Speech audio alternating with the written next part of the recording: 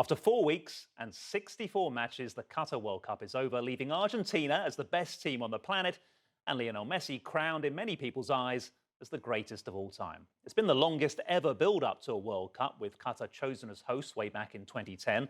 And as our own Don Riddell reports, it's not a tournament that any of us will forget in a hurry.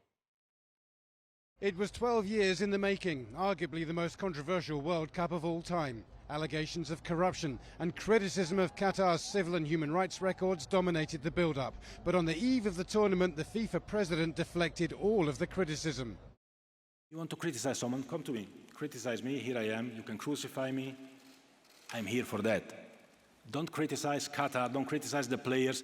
And when the action kicked off, it was relentless. The host team, Qatar, quickly slipped out of view, but many of the underdogs had their day. Saudi Arabia's sensational win against Argentina set the tone for a tournament of upsets. Japan came from behind to stun Germany the next day.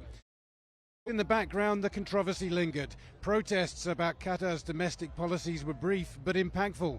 In saying that they were silenced, Germany found their voices. And in refusing to sing, Iran signalled their empathy for the bloody uprising back home.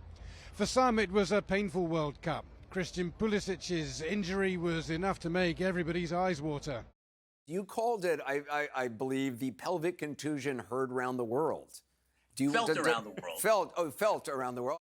But the real pain was the loss of 2 migrant workers who died as a result of workplace accidents during the tournament, and the sudden passing of 2 media members who were covering the action, the Qatari photojournalist Khalid Al-Mislam and the celebrated American sports writer Grant Wall. On the field, history was made. Stephanie Frappart led the first all-female refereeing crew at a men's World Cup, and the group stage kept the fans on the edge of their seats, while the drama put news anchors out of their minds.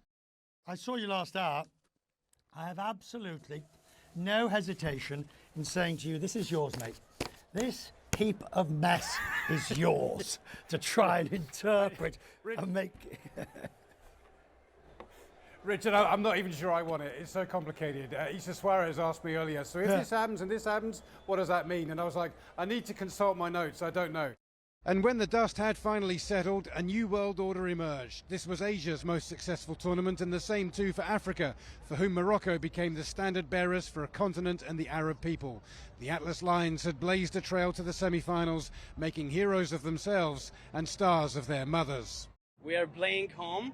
This is a good time for everybody from Qatar, from the Middle East, the Arab countries, all over the world. They love it, they're having a different experience, and they're enjoying their time.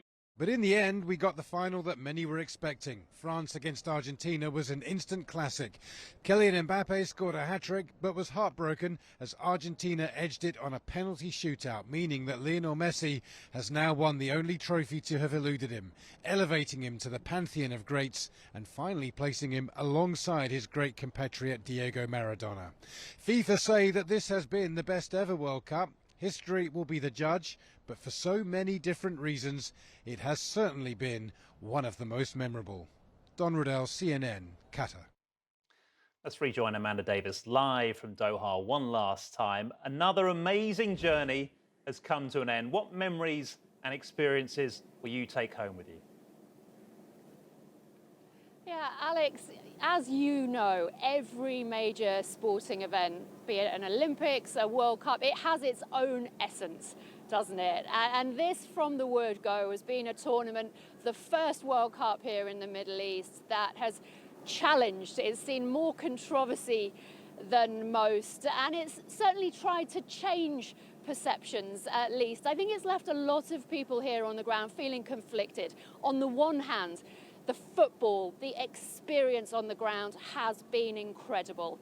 But, and there is a but with this tournament, that does not change the issues in terms of the human rights concerns, the deaths of migrant workers in the build-up to this tournament, the treatment of members of the LGBTQ+ community, and the hope from human rights groups is that those questions will continue to be asked. But there's no doubt it's been a tournament that has seen the greatest player of all time finally crowned world champion. It has been very, very special. The World Cup's still the greatest sporting event on the planet. And the good news is that the next edition, the Women's World Cup, just 7 months away. Alex, I have to say thank you. It's been a privilege.